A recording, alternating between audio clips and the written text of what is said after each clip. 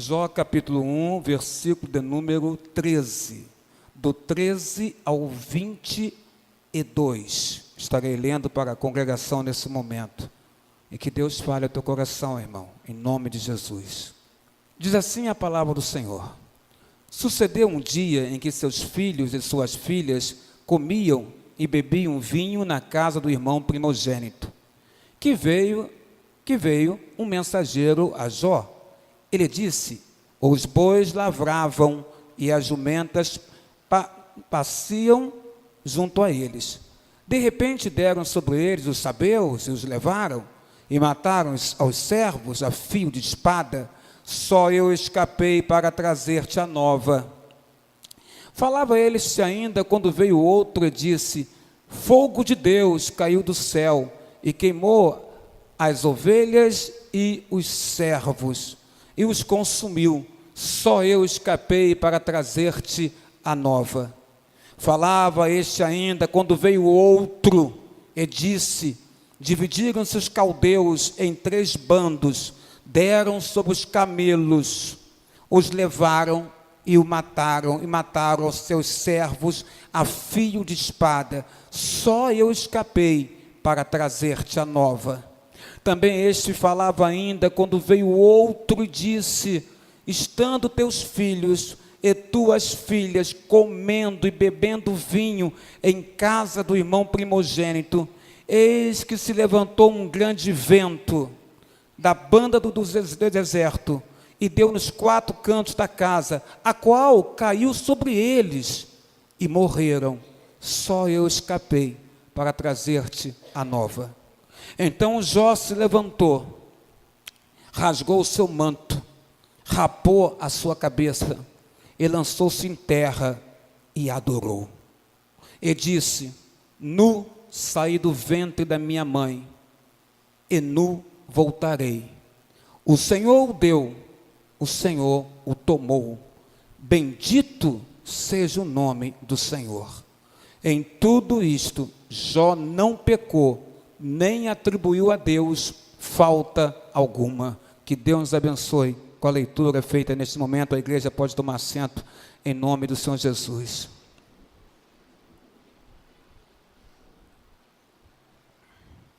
Pai, usa-nos com o poder do Teu Espírito Santo.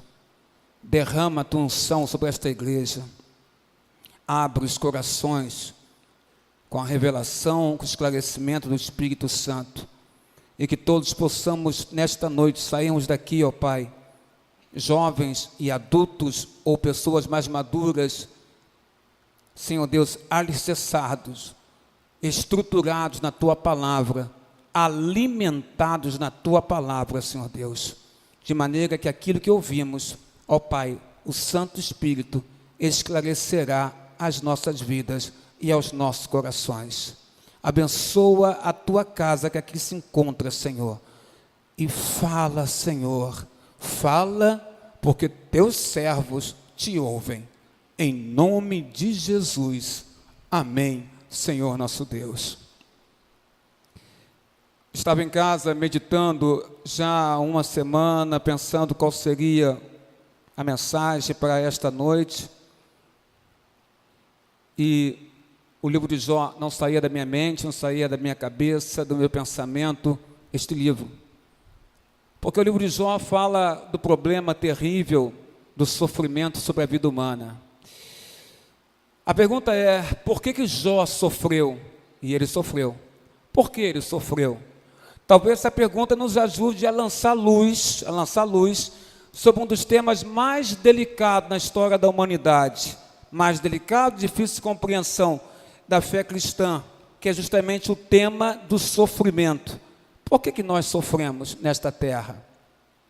Essa luz, sabe, Gabriel, meu amigo, ela não extermina o problema. Essa luz de tentar entender o porquê do sofrimento, ela de forma nenhuma vai exterminar de nós esse problema. Cristo disse, Jesus disse: nesse mundo tereis aflições, sofrimentos, mas tende bom ânimo, alegria, porque eu, Jesus, venci o mundo.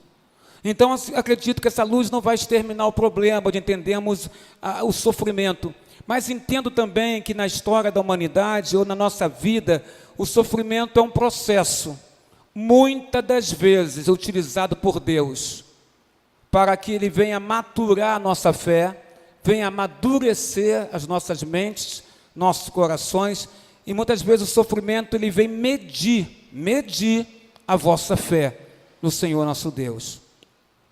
O livro de Jó parece que é uma obra engenhosa da parte de Deus, e visando nos dar esclarecimento da nossa superficialidade cristã. O livro de Jó nos faz considerar sobre o sofrimento, o porquê que Jó sofreu, ou porquê que nós sofremos. E para entender o sofrimento de Jó, nós temos que avançar alguns pontos. E à medida que nós vamos avançar, que nós vamos caminhar, nós vamos entender o sofrimento de Jó e vamos entender um pouquinho também dos nossos sofrimentos que acontecem em nossas vidas. Logo no início da Bíblia Sagrada, no livro de Jó, capítulo 1, versículo 1, há uma informação para você e para mim. A informação é que Jó era íntegro. A informação é que Jó era correto. A informação para nós, versículo 1, capítulo 1, que Jó evitava fazer o mal, que Jó era um homem irrepreensível, que Jó, Maria Elisa e João era um homem justo, que Jó era um homem temente a Deus. Jó, capítulo 1, verso 1 diz isso. Jó era um homem temente a Deus. Eu diria que ele era um homem muito especial, o homem chamado Jó.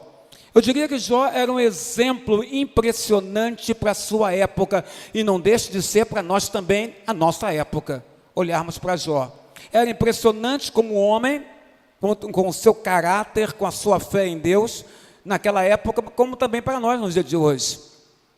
2 vezes o próprio Deus fez considerações sobre Jó, e nas 2 vezes, capítulo 1, versículo 8 e capítulo 2, versículo 3, Deus diz: no mundo inteiro não há ninguém tão bom e tão honesto quanto meu servo Jó.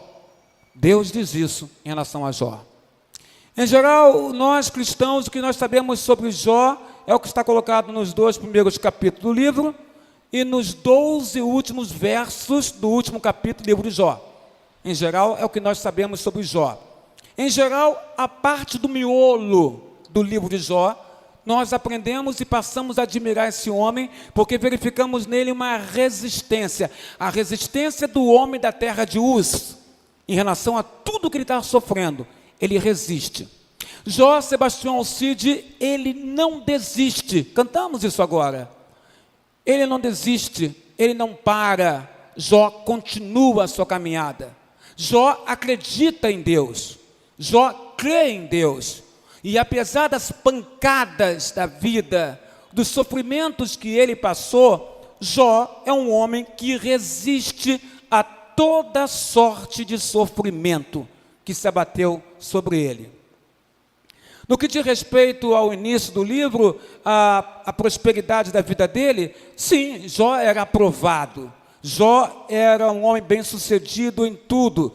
Jó tinha saúde. Jó tinha família, eram 10 filhos, né? 3 moças e 7 rapazes. Jó tinha sua esposa, tinha sua família, tinha riqueza, tinha saúde. Jó possuía 11.500 cabeças de gado, contando todos os animais que ele possuía, daria isso aproximadamente. Mas de uma hora para outra, Jó perdeu tudo, irmão. De uma hora para outra, Jó perdeu tudo aquilo que ele tinha. Quando nós acabamos de ler aqui agora, por 4 vezes seguidas, mensageiros chegaram para Jó e informaram o que estava acontecendo. Ele teve perdas provocadas pelos povos vizinhos, como os sabeus e os caldeus. Ele teve perdas provocadas por desastres naturais, como raios que caíram do céu e destruíram o que ele tinha.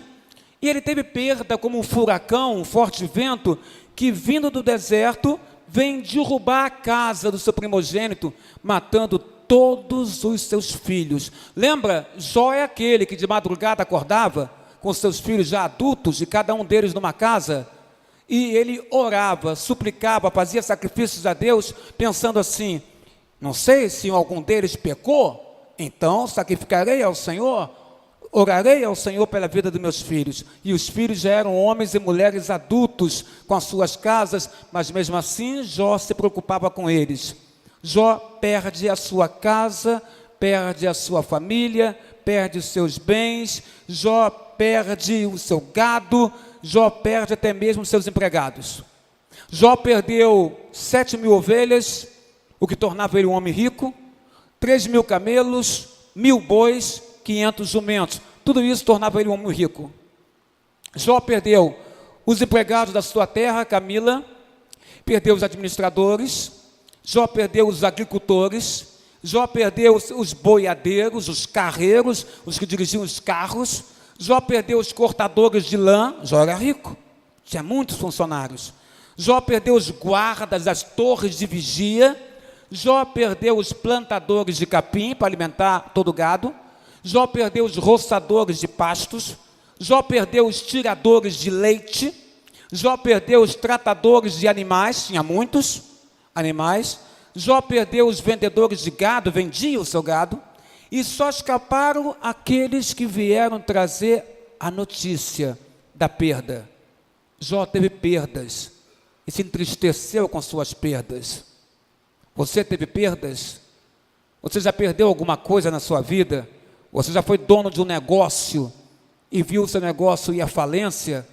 Eu já fui dono de um negócio. Eu já fui dono de um escritório, onde eu tinha funcionário à minha disposição.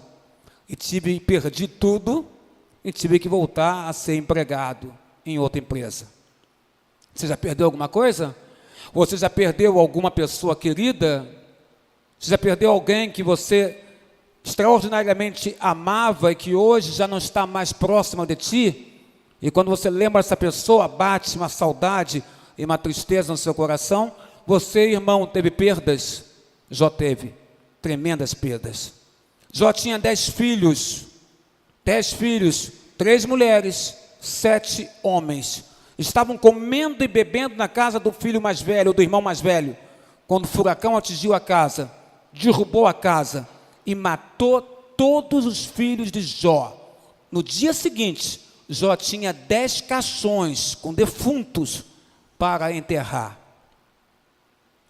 Pouco depois da perda de quase seus bens, da sua família, dos seus filhos, menos da sua esposa, a esposa continuou com ele, viva, Jó perde a saúde dele, perdeu a saúde. O mais precioso bem que um ser humano pode ter é a sua saúde. Jó não tinha mais a sua saúde. A doença era tão grave que alguns teólogos tentam entender que tipo de doença era essa. Alguns dizem que seria elefantíase, outros dizem que poderia ser lepra, outros dizem que poderia ser úlceras malignas que Jó teve e que eram feridas terríveis da sola dos pés ao alto da cabeça. Jó tinha essas feridas. Jó então se rapava com uma louça, com um caco de louça, e Jó ficou tão desfigurado o seu rosto, ou o seu corpo, que ele rapando com um caco de louça a sua cabeça, ou no seu corpo, onde tinha aquelas feridas que coçavam e que cheiravam mal, que quando seus amigos, no capítulo 2 de Jó, pode olhar aí no livro, na palavra do Senhor, no verso 12 e 13, chegam de longe, Elifá, e Zofar e Bildade chegam de longe para conversar com Jó e dar consolo a Jó, eles se entristecem, e em alta voz eles choram quando veem o rosto de Jó, e veem o Jó desfigurado, porque rapava a sua cabeça e as feridas do corpo com aquele caco de louça. O mal de Jó era uma agressão à vista, era uma agressão à visão. Não dava para ter prazer em você olhar, Ana Marçal, para Jó, porque ele estava desfigurado. Era algo que agredia a visão olhar para ele. Ele se rapou todo e o sangue escorria pela sua cabeça para o seu rosto. Ao olfato também era uma agressão, porque aquelas feridas purulentas cheiravam mal. E quem chegasse perto de Jó sentia o cheiro daquelas feridas e tinha nojo e queriam se afastar de Jó. Jó fala a respeito disso no capítulo 6, no verso 11, que vou colocar aqui no Data Show para você. Capítulo 6 de Jó, verso 11. No Data Show, nosso irmão vai colocar. Que diz assim: que esperança posso ter se já não tenho forças? Como posso ter paciência se eu não tenho futuro? Jó diz isso, que esperança ele poderia ter se ele olhar para ele e não via força nenhuma. Não tinha mais os filhos, não tinha mais saúde, não tinha mais sua riqueza. Ele olhava e dizia: posso ter alguma esperança? Eu já não tenho forças. E dizia mais: como posso ter paciência se não vejo para mim futuro para a minha vida? Jó também diz no versículo 4, 5 e 15 do capítulo 7, ele diz assim: quando me deito, fico pensando, quando vai demorar para eu levantar? Você já pensou nisso, irmão? Você que está sentado nesse banco da igreja, quando você se deita, você pensa assim: quando vai demorar para eu me levantar? Quanto vai demorar para eu me levantar? Será que quando você se deita e chega a hora de se levantar, você tem vontade de se levantar? Ou você está tão deprimido com a sua vida que você quer continuar deitado na sua cama porque não encontra propósito para viver? Jó chegou a um ponto que ele falou: quando eu me deito, eu fico pensando, quanto vai demorar para eu me levantar? Ele diz mais, pena que não colocamos no quadro, mas você vê na sua Bíblia: a noite se arrasta e eu fico virando na cama até o amanhecer. Quantas pessoas que estão aqui e que já não passaram por isso? Passaram por estarem na sua cama e ficarem virando o corpo, se arrastando na cama, porque não consegue dormir, porque o sono não vem, porque há preocupações na mente, há preocupações da cabeça, e você fica então se virando na cama até o dia amanhecer. Ele diz também, capítulo 7, verso 4, 5 e verso 15: meu corpo está coberto de vermes e cascas de ferida, minha pele está rachada e vertendo pus. Diz Jó. É melhor ser estrangulado, versículo 15, é melhor ser estrangulado e morrer do que sofrer assim. Jó chega a um ponto da vida dele que ele entende que é melhor ser estrangulado do que continuar vivendo dessa forma e sofrendo dessa forma.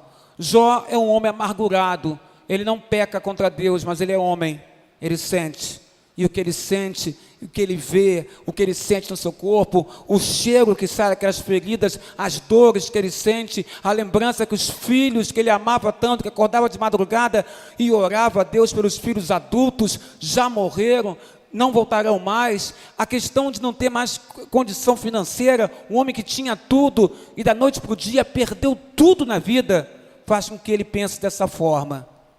E acontece mais sobre a vida dele. Capítulo 12, versículo 4, diz assim: tornei-me eu, Jó, objeto de riso. Sabe para quem, irmãos? Para os meus amigos. Os amigos de Jó riam dele. Você tem amigos assim? Os amigos de Jó riam dele. Vendo a situação que ele se encontrava, estavam rindo dele. E ele diz: logo eu que clamava a Deus, e Deus me respondia, e agora eu estou desta forma, com meus amigos rindo, zombando de mim. Logo eu, que era íntegro em relação a Deus, e irrepreensível em relação a meu Deus, hoje eu sou um mero objeto de riso. Jó fala mais. Quando você caminha pela Bíblia Sagrada e vai avançando nos capítulos e versículos, lá no capítulo 17, versículo 7, do capítulo 16, versículo 8, ele diz assim: minha magreza, porque ele emagrece, minha magreza depõe contra mim, minha magreza mostra minha doença, minha magreza mostra que não tenho mais saúde, minha magreza mostra a minha preocupação, minha magreza mostra como eu me sinto por dentro, minha magreza é um símbolo da minha derrota. O meu corpo já não passa de uma sombra. Jó olha para ele e não se enxerga mais como ele se enxergava antes, mas ele olha para ele mesmo e verifica que ele não passa de uma sombra. No capítulo 19, verso 20, Jó chega a dizer: não passo de pele e osso. Jó sofre com o que está acontecendo com a sua vida. Chega um ponto da vida dele que ele diz, capítulo 17, versículo 13, o único lar pelo qual eu espero é a sepultura. Será que nesta noite existe alguém aqui que está pensando como Jó? O único lar que me espera é a sepultura. Eu digo para você que se você está respirando, se você está vivo, se você está aqui ouvindo essa palavra, é porque Deus tem um propósito para a sua vida ainda. Capítulo 17, versículo 15, ele diz assim: quem poderá ver alguma esperança para mim? Só diz, quem olha para mim, com essa doença, com essas feridas, com esse cheiro, e do jeito como me encontro fisicamente, todo desfigurado, quem pode encontrar esperança para mim? Talvez você esteja dessa forma hoje aqui na igreja.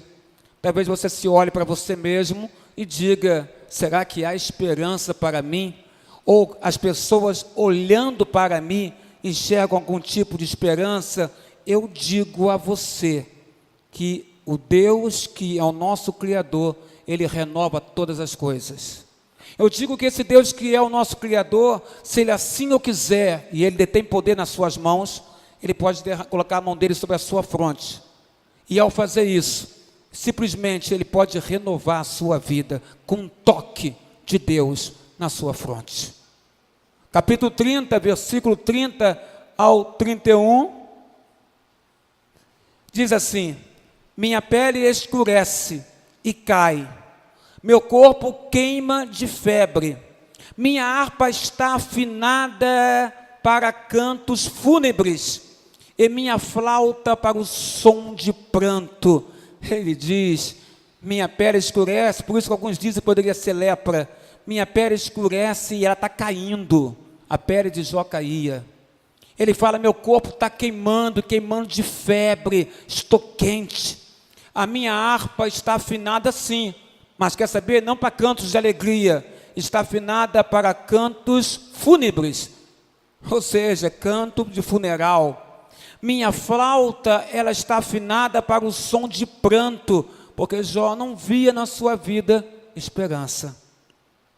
E mesmo assim, Jó não peca contra Deus. Jó não se revolta contra Deus. Jó entende o que está acontecendo com ele, ou tenta entender o que está acontecendo com ele, mas não imputa a Deus questionamento no sentido de dizer a Deus que Deus estava errado em relação à sua vida. A companheira de Jó, a esposa dele, é um capítulo à parte. Ela é mãe dos filhos mortos de Jó. Ela é mãe deles. Mas ela não tem, presbítero Zé Roberto, sabedoria suficiente. Ela não tem. Ela não tem coral, voz angelicais, sabedoria suficiente para enfrentar o sofrimento da família. Porque para enfrentar o sofrimento da família, há de se ter sabedoria. Às vezes em casa, nós sofremos por diversos motivos. Você sabe qual é o seu. Eu não sei, mas Deus sabe, e você também. Mas devemos ter sabedoria em casa para enfrentar o sofrimento que nós temos nos nossos lares. E cada um de nós detém um tipo de sofrimento dentro das nossas casas. Pensa um pouquinho qual é o seu sofrimento. Mas a esposa de Jó não teve sabedoria. Não teve sabedoria para enfrentar o sofrimento, porque ela foi incapaz de suportar o quadro doentio do marido dela. Jó estava doente, seu corpo fedia pelas feridas. O seu corpo, o seu rosto, cabeça estava rapada pelo caco de louça, estava machucado, a aparência dele não era boa, e a sua mulher olha para ele, e ela então lhe diz, minha própria esposa não chega perto de mim, por causa do mau cheiro que sai da minha boca quando falo. Quer ver isso? Capítulo 19, verso 17. Abre a sua Bíblia, que você vai ver isso. Ela diz claramente, ele diz, ela não chega perto de mim, por causa do cheiro ruim que sai da minha boca. Já imaginou isso, presbítero? A esposa que não quer chegar perto do marido, por causa do marido doente, por causa do cheiro que exala do seu corpo, da sua boca. Será que isso já aconteceu com você? Ou está acontecendo? Dos seus estarem se afastando de você por um determinado tipo de questão que acontece no seu lar, estão se afastando de você? Será, João e Maria Elisa, que pode estar acontecendo na vida de alguém nessa igreja hoje, de em casa os seus estarem se afastando dele ou dela por inúmeros motivos? Com Jó acontecia. Sabe, Gabriel, o cheiro repugnante vinha também das feridas, irmão. Elas estavam abertas e cheiravam mal. Ninguém queria ficar perto de Jó, um dos homens ou o homem mais rico da terra, que agora não tem mais nada. Ela foi incapaz de manter o relacionamento anterior que ela tinha com Deus. Ela foi incapaz de manter. A esposa de Jó, nos parece, Cláudia Nobre, que não está seguindo o preceito bíblico que a mulher sábia edifica a sua casa. A esposa de Jó, a irmã Célia, parece que não está seguindo esse preceito, porque o relacionamento que ela tinha anterior com Deus, agora que Jó está doente, agora que perdeu os filhos, agora que perdeu a riqueza, ela parece que não mantém esse relacionamento. E ela, a esposa de Jó, ela rompe com Deus, e ela orienta seu marido a romper com Deus também. Ela diz: você ainda vai tentar ser religioso, mesmo depois de tudo quanto Deus nos fez. E quantas mulheres que estão aqui nesta noite, ou quantos homens que estão aqui nesta casa nesta noite, estão passando por situação semelhante? Quantas vezes você já ouviu isso em casa? Uma orientação de um parente teu, dizendo para você romper com Deus, para você largar Deus, para você deixar de estar na casa do Pai com seus irmãos. Quantas vezes pessoas que você ama na sua casa trouxeram essa palavra para você: para de ir na igreja, para de frequentar essa igreja, rompe com esse Deus que não te deu nada, porque tua vida continua a mesma coisa ou até pior. Quantas vezes, Letícia, já ouvimos isso em nossos lares? Ela diz: Samuel, você ainda vai tentar ser ainda religioso, mesmo depois de tudo que Deus fez contra você? O melhor que você tem a fazer, Jó, é amaldiçoar a Deus, e em seguida, meu marido, morre. É o que ela disse para ele. Jó se viu na obrigação de opor-se e de resistir à esposa, porque aquele que ama a Deus, em primeiro lugar na sua vida, não é a sua família. Aquele que ama a Deus, em primeiro lugar na sua vida, é Deus. E se essa palavra for mencionada nas nossas casas, para as nossas vidas, como Jó, nós temos que nos opor a quem está dizendo isso, por mais que nós amemos essa pessoa. Jó então respondeu a ela: o que você está falando é doideira ou loucura completa. Já recebemos tantas coisas boas de Deus, por que também não receberíamos o sofrimento e a dor? Sim, quem conhece a história sabe que Satanás se apresentou diante de Deus, e então Deus perguntou: está vendo meu servo Jó? E Satanás então, olhando, disse: sim, ele é justo e fiel, é íntegro, me segue, é meu seguidor. Ah, sim, ele é teu seguidor porque ele tem tudo, porque tu deste tudo a ele, mas se ele perder tudo, ele não te seguirá. E então Deus permitiu que Satanás agisse na saúde, na família e também nos bens de Jó, mas disse: na vida dele você não toca. Jó diz: recebemos tantas coisas boas de Deus, por que não receberíamos também o sofrimento e a dor? Muitas vezes a dor e o sofrimento que você está passando foi permitido por Deus para medir a sua fé e amadurecer o seu caráter de homem de Deus ou de mulher de Deus. Sabe, em coral evangelicais, querido maestro, Jó era cercado de parentes, e muita gente aqui também é cercada de parentes. Jó era cercado de amigos, e muita gente aqui é cercado de amigos. Jó era cercado de vizinhos próximos, distantes, muita gente aqui é cercada de vizinhos próximos, distantes. com os quais Jó se alegrava, com todos eles. Provérbio 14, 20 diz assim: afinal, muitos são os que amam ao rico. Provérbio 14, 20. Mas depois que ele perdeu a riqueza dele, depois que ele entrou em desgraça, presbítero Carlos Peixoto, todo mundo, meu presbítero, os amigos, os parentes, os vizinhos, os vizinhos próximos, distantes, todos se afastaram de Jó, e Jó se viu sozinho. Quantas vezes você se viu sozinho também? Eu me lembro da oportunidade que eu me vi sozinho, após perder, né, o escritório, eu me vi sozinho. Dispensei a secretária, paguei o que tinha que pagar lá, que ela merecia, tinha que receber por lei. Dispensei, houve uma tristeza, porque a gente queria continuar o trabalho, mas não dava mais para continuar naquele local, né, porque eu perdi. Mas ficou um sentimento, o sentimento de estar sozinho. Mas quando cheguei em casa, encontrei apoio na família, encontrei apoio na esposa, porque os filhos eram pequenos demais. Encontrei apoio na esposa, na família, e Deus nos levantou e nos deu condições de seguir em frente e poder sustentar a nossa casa. Depois das desgraças de Jó, todos se retiraram e deixaram Jó sozinho. E ele se queixa amargamente disso. E ele vai falar isso no capítulo 19, verso 13 ao 19. Olha o que ele diz: afastou de mim os meus irmãos, até os meus conhecidos estão longe de mim. Os meus parentes me abandonaram e os meus amigos esqueceram-se de mim. Quando você tem dinheiro, todo mundo fica perto de você. Quando você está bem, todo mundo fica perto de você.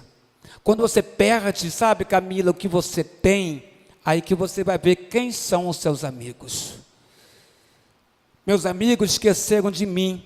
Os meus hóspedes e as minhas servas, de Jó, consideram-me estrangeiro. Quem lhe hospedava, porque ele tinha posses, propriedades, os servos dele, que ele tinha servos, consideravam Jó agora estrangeiro. O que ele quer dizer? Estrangeiro, pessoa de um outro país, de outra nacionalidade. E, resumindo, um estranho. Os servos e hóspedes olhavam para Jó e diziam assim: é como se ele fosse um estranho, nunca vimos esse homem. Aconteceu isso contigo já? Chama o meu servo, sim, Jó chama o seu servo, mas ele não me responde. Antes, quando ele chamava, o servo corria e atendia ele. Era Jó, rico, poderoso. Mas o Jó, que não tem mais nada, ou quase nada, e que chama o seu servo, ele diz: mas ele não me responde. Ainda que eu suplique, ainda que eu implore pessoalmente para ele me atender, o meu servo não me responde. Eu vi um filme ontem em casa, eu não sei bem, o João Pedro pode me ajudar. São dois irmãos que são diretores, filme americano, Coen, irmãos Coen, não sei, essa pronúncia é essa. É um filme faroeste, é um filme novo, Maria Elisa, 2018, bem novo. É um faroeste de 2 horas de duração, com 6 histórias. Uma delas eu gostei muito. Era um pistoleiro que ia, em todas as cidades ele ia, disputava com outros pistoleiros e acabava sendo mais rápido, né? Que ele era rápido no gatilho e era tipo uma comédia para você rir, né? Então ele atirava e matava o outro pistoleiro que desafiava ele. Mas era uma comédia, então você ria com aquelas cenas, era engraçado. Mas depois dele matar muita gente de forma engraçada e cômica, né? Que a gente rindo, vamos dizer assim, porque a cena era engraçada, chega um pistoleiro vestido de negro na cidade, montado a cavalo, e ele enxerga de longe. O pistoleiro chega com chapéu preto, roupa preta, jovem, de bigode, se aproxima dele: você que é o pistoleiro fulano de tal? Sou, pois eu vim aqui justamente para poder disputar com você, e para nós vermos quem é o melhor sacando a arma mais rápido. Esse pistoleiro famoso, que já tinha matado muita gente nessa cena de comédia, vamos dizer assim, ele então, na rua, toma uma distância do outro, como se estivesse aqui no púlpito e o outro lá no início da rua. E o pistoleiro de negro pergunta: como é que vai ser? A gente conta até 1 ou conta até 3? Aí ele, cheio, já acostumado a matar tanta gente, sabendo que ele era bom no gatilho, ele fala, pode ser no 1. Quando ele fala, pode ser no 1, o outro rapaz falou assim, 1, pá, atirou. A bala bate aqui na cabeça dele, na testa, e naquela cena cômica, como eles fizeram para a gente ficar rindo, né? Ele cai, e quando ele cai, a alma dele sai do corpo e começa a ir para os céus, subindo, tocando uma flauta e cantando. O que me chamou a atenção, meu filho João Pedro, foi justamente a música. A música era, Gabriel, dizia mais ou menos assim, que um dia, um pistoleiro mais rápido vai te encontrar. E quando encontrar Maria Elisa, dizia a música, ele vai tomar seu lugar. Eu fiquei pensando, João, nisso.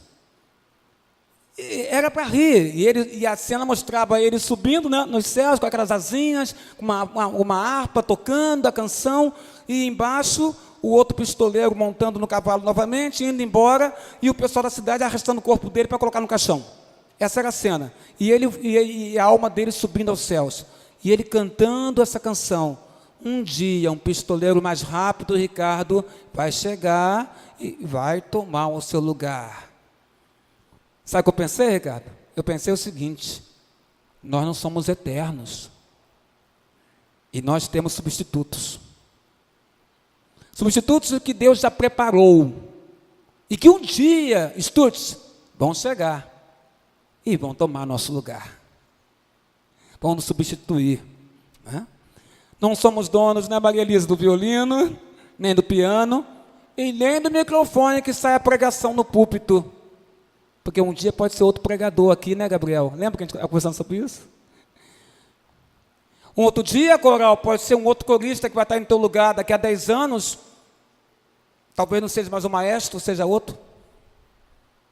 Talvez não seja mais você nesse coral, seja outra pessoa. E no púlpito, não seja mais eu o pastor, seja outro.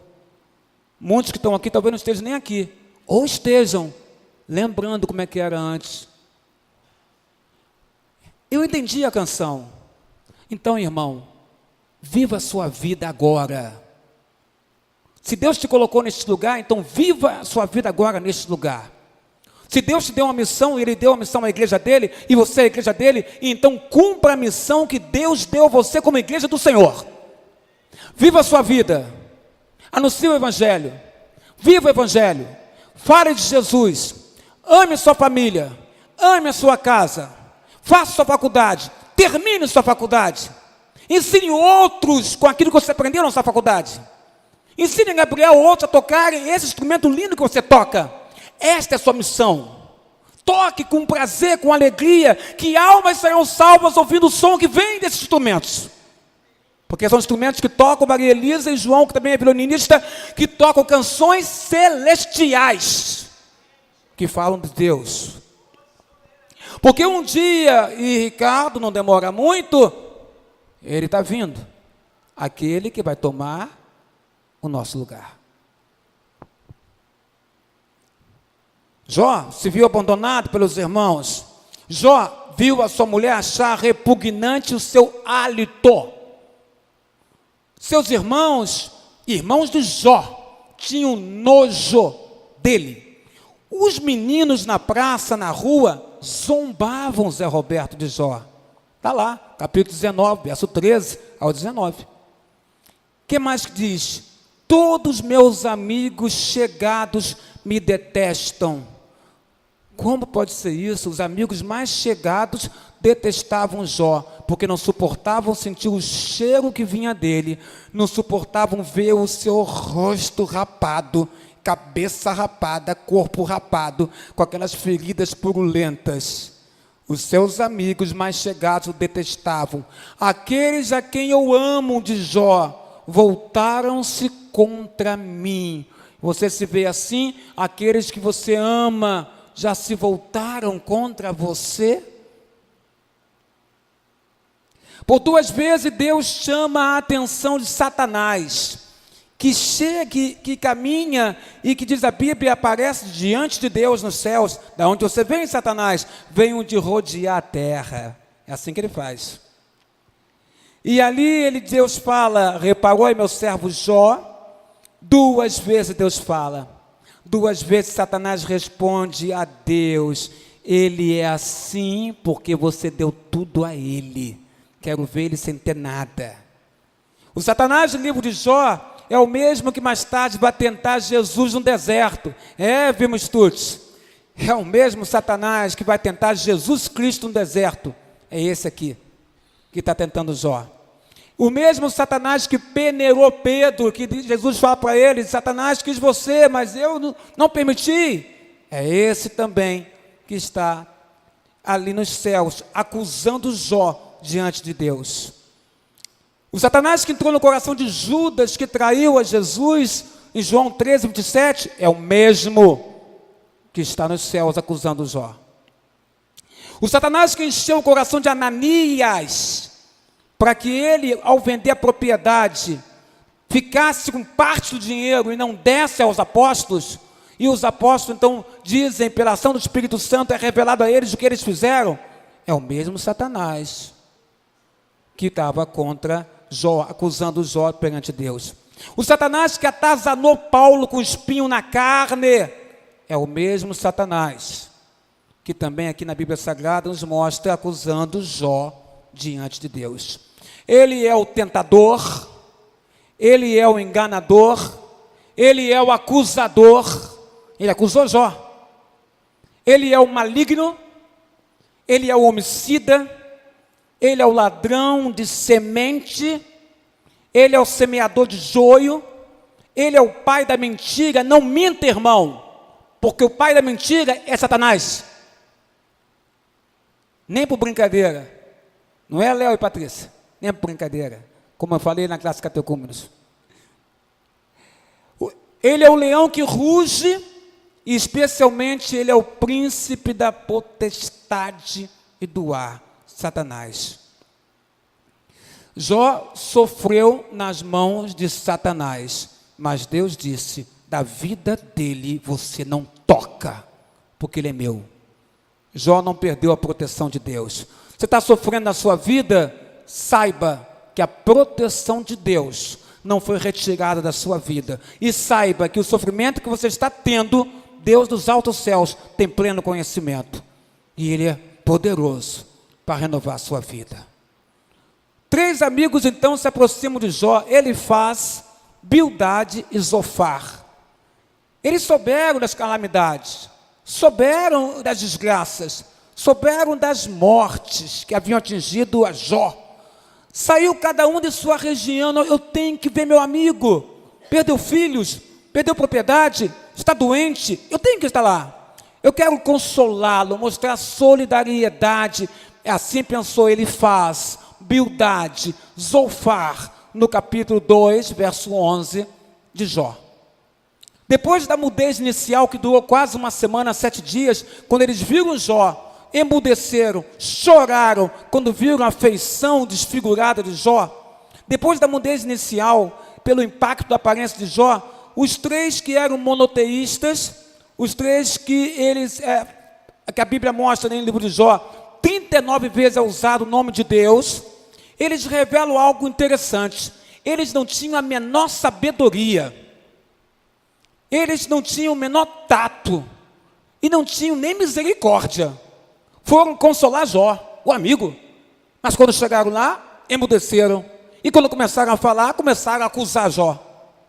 As suas falas eram inoportunas. Irmão, se você não tem o que falar para outra pessoa, que está passando por dificuldade ruim na vida dela, não fale nada, não fale. Mas se é para falar, para derrubá-la mais do que ela está, cale sua boca e não fale. Os amigos de Jó não tiveram sabedoria. Deus estava no céu, ouvindo tudo. Não tinha preparo, não tinha nem misericórdia por Jó. Elifaz, Bildade e Zofar causaram enorme mal-estar a Jó. Talvez Jó tenha mais sofrido com as falas dos seus amigos do que com toda a doença, morte que alcançou a vida dele. Chegou um ponto que Jó falou no capítulo 13, verso 5. Se puder colocar no data show, seria ótimo. Diz assim: vocês me difamam com mentiras. Todos vocês, meus amigos, são médicos que de nada valem. Se tão somente ficassem calados, vocês mostrariam grande sabedoria.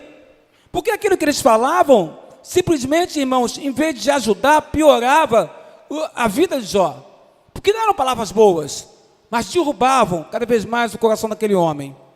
No capítulo 19, verso 2 e 3, Jó diz: até quando vocês continuarão, meus amigos, a me atormentar e a esmagar-me com palavras? Vocês já me repreenderam 10 vezes.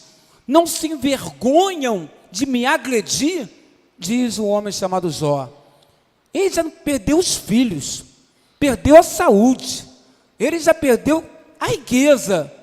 E aqueles amigos chegam para abraçar, consolar, ser solidário, e só sabem criticar e dizer que Jó estava em pecado. Jó diz: vocês não se envergonham de me agredir? Jó está sofrido, irmão, com tudo que acontece com ele. Os amigos de Jó atentaram contra a tranquilidade da mente e coração do homem chamado Jó. Alvoroçaram a sua consciência, roubaram a sua paz com Deus. Tem gente que faz isso, tem gente que rouba a nossa paz com Deus. A gente está procurando o Senhor, a gente está orando a Deus, nós sabemos que estamos em situação complicada, difícil, pedimos a Deus que nos oriente, pedimos a Deus que venha intervir com a sua poderosa mão. Aí chega pessoas que aparentemente querem nos consolar, querem nos ajudar, querem mostrar que são nossos amigos, e essas pessoas não param de nos agredir, tentam roubar a nossa paz com Deus. Para mim, eles desempenharam, Bildade e Zofar, desempenharam o mesmo serviço de Satanás, porque acusaram Jó, em vez de defender aquele homem.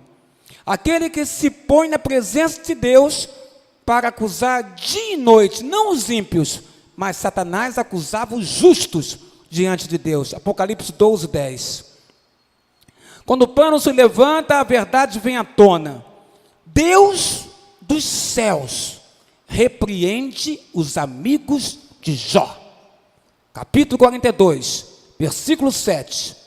Estou indignado com você, ele faz, com seus amigos Bildade e Zofar, pois vocês não falaram o que é certo a meu respeito, Deus, como fez meu servo Jó. Eles falam contra Deus, e Deus diz: vocês não fizeram como Jó. Jó, quando fala de mim, fala com amor e adoração. Vocês, quando falam de mim, não falam o que é certo ao meu respeito. Deus repreende os amigos de Jó, que estavam acusando Jó em vez de consolá-lo. Ninguém tinha conhecimento do que está acontecendo ali fora do palco, nos bastidores do inferno. Nem a principal vítima, que era Jó, tinha conhecimento, nem a mulher dele tinha conhecimento, nem a vizinhança tinha conhecimento, nem os parentes tinham conhecimento, nem os conhecidos tinham conhecimento do que estava acontecendo, nem os antigos hóspedes tinham conhecimento, nem os servos e servas. Satanás estava diante de Deus, e Deus permitiu que Satanás viesse a tentar a vida de Jó em vários momentos, menos na vida dele. Não podia tirar. Ninguém sabia disso. Nos céus, isso tinha sido acordado. Ninguém sabia que Deus amava Jó. Olha para a terra, não existe homem mais íntegro e correto do que meu servo Jó, diz Deus. Ninguém sabia do profundo apreço que Deus tinha por Jó. Talvez as pessoas não saibam o apreço profundo e maravilhoso que Deus tem por você que está nessa casa. Talvez as pessoas não saibam. Talvez as pessoas que lidam com você diariamente não saibam o quanto você é amada ou amado por Deus. E quantas vezes Deus já deu livramento na sua vida, sem você saber, sem as pessoas saberem, mas Deus agiu livrando você. Ninguém sabia que Deus amava Jó. Havia provocações de Deus a Satanás. Reparou no meu servo Jó? É porque ele é beneficiado por ti? Tira tudo o que ele tem e ele vai maldizer o teu nome. Jó não fará isso, ele é meu servo. Deus sabia que Jó era reto. Deus sabia que Jó era alguém que realmente tinha confiança nele. Mas Jó ignorava tudo que estava acontecendo a respeito dele. Mesmo que você ignore o que está acontecendo a seu respeito, mesmo que você não entenda o que está acontecendo a seu respeito, mesmo que você não entenda porque a sua mulher ainda não se converteu ao Evangelho, você não entenda porque o seu marido não se converteu ao Evangelho, você não entenda porque os seus filhos se converteram ao Evangelho, você não entenda porque está acontecendo tanta coisa pesada e ruim na sua vida, você não entende porque tem tanto sofrimento na sua vida, você não entende porque você acorda de manhã e o seu olhar é triste, não alegre. Mesmo que você não entenda todas essas coisas, não tenha conhecimento, eu quero te dizer que Deus tem pleno conhecimento sobre a sua vida, e Ele sabe tudo o que acontece com você. Crê em Deus, porque Ele sabe. Jó atribuiu tudo ao Senhor, mas não era o Senhor, Satanás que fez. Ele disse: nasci nu, sem nada, e sem nada vou morrer. O Senhor deu tudo que eu tinha, e o Senhor tirou. Quem tirou foi Satanás. Deus não tirou nada. Não é verdade? E ele fala: bendito seja o nome do Senhor, ou louvado seja o nome do Senhor. Ele louva e glorifica a Deus, mesmo entendendo errado o que está acontecendo com ele. Não foi Deus que tirou a perda, ela aconteceu. Deus é aquele que repõe, Deus é aquele que renova, Deus é aquele que coloca você de pé, Deus é aquele que faz você sorrir, mesmo que você olhe para a sua vida e não veja motivo para sorrir. Deus te faz sorrir. Quantas vezes, meu presbítero, vim para este púlpito entristecido, e neste púlpito fui renovado pela unção do Espírito Santo de Deus, e saí alegre. Na verdade, Deus não fez nada contra Jó, Deus permitiu que Satanás fizesse. Todavia, nenhum desses estranhos acontecimentos tirou o patriarca do caminho reto. É extraordinária a resistência de Jó, mesmo perdendo tudo, ele resiste e ele consegue louvar a Deus, ele consegue glorificar a Deus. Quando a gente repara, Jó glorifica o Senhor. As dores provocadas pelas perdas dos bens, a dor provocada pelas mortes dos filhos, eram 10 filhos que ele amava, 10 filhos que ele perdeu. Você já perdeu algum filho? Jó perdeu 10. A doença que ele estava mal cheirosa, as feridas purulentas, a doença que aparentemente não tinha cura, os amigos que não queriam chegar perto dele, a mulher que não queria estar perto dele, a mulher que manda ele amaldiçoar a Deus e morrer, a mulher que não queria nem sentir o cheiro do hálito dele, os irmãos que tinham nojo dele depois da doença. Jó sofre com os irmãos, Jó sofre com o conselho da esposa, Jó sofre com a incompreensão, Jó sofre com a falta de tato das pessoas em relação a ele, Jó sofre com as calúnias, com as denúncias, com a falta de compaixão. Todavia o homem de Uz, da terra de Uz, sobreviveu a tudo e fez uma pública profissão de fé, quando ele diz: eu sei que meu Redentor vive e que no fim se levantará sobre a terra. Jó diz, ele crê em Deus, ele crê naquele que Deus haveria de enviar. O meu Redentor vive. Não tenho filhos, não tenho terras, não tenho propriedades, fiquei pobre, não tenho mais nada, estou adoentado, estou cheio de doenças, as pessoas têm nojo de mim, não se aproximam de mim, mas eu sei que o meu Redentor vive. E por fim o meu Redentor se levantará sobre a terra, e se assim eu posso ter esperança, diz o homem chamado Jó. E no final do livro de Jó, nós encontramos, irmão, no finalzinho do livro, lá no capítulo 42 em diante, você vê então o que Jó fez, o que Deus fez por Jó. Deus restaura a vida daquele homem. A Bíblia fala no capítulo 10, Jó confessa o seu amor por Deus. E no capítulo 42, verso 10, a Bíblia diz: Mudou o Senhor a sorte de Jó, quando este orava para os seus amigos. Irmãos, os amigos estavam contra ele. Os amigos traziam inverdades contra Jó. E Jó orou a Deus pelos amigos, para que Deus perdoasse os amigos dele. Então Deus olha o coração de Jó, e a Bíblia fala: muda o Senhor a sorte dele, quando ele estava orando pelos seus amigos. E o Senhor deu a ele o dobro de tudo que antes ele possuíra. Então vieram a ele todos os seus irmãos, que tinham nojo dele, todas as suas irmãs, que tinham nojo dele, e todos quanto dantes o conheceram, que tinham se afastado dele. Mas não tinham se afastado, pastor? Tinham. Por que voltaram agora, pastor? Porque Deus colocou a mão sobre eles, e mudou a mente deles, mudou o entendimento deles, e fizeram que eles voltassem a se relacionar com Jó. Deus tem poder para isso. Quem é contra você hoje, pode se tornar seu melhor amigo amanhã, se assim Deus quiser. Todos quanto antes conheceram, e comeram com ele na sua casa, se condoeram dele, não tinham mais nojo, se condoeram dele, e o consolaram de todo o mal que o Senhor lhe havia permitido enviado a ele. Cada um lhe deu dinheiro e um anel de ouro. Assim abençoou Deus, o Senhor, o último estado de Jó, mais do que o primeiro, porque veio ter Jó 14.000 ovelhas, 6.000 camelos, tudo em dobro, 1.000 juntas de bois e 1.000 jumentas. Também teve outros 7 filhos e 3 filhas, com a mesma esposa, a mesma mulher que mandou amaldiçoar a Deus, e ele morrer, gerou a ele mais 10 filhos. Também então, diz a Bíblia, chamou o nome da primeira filha de Gemina, a da outra Késia, e da terceira Queren Apuc. Em toda aquela terra não se acharam mulheres tão formosas como as filhas de Jó, e seu pai lhe deu herança entre seus irmãos.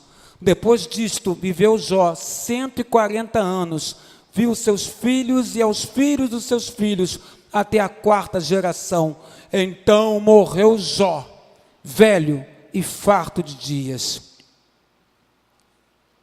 Seu tempo não é hoje não, amado. O tempo de partir não é hoje não.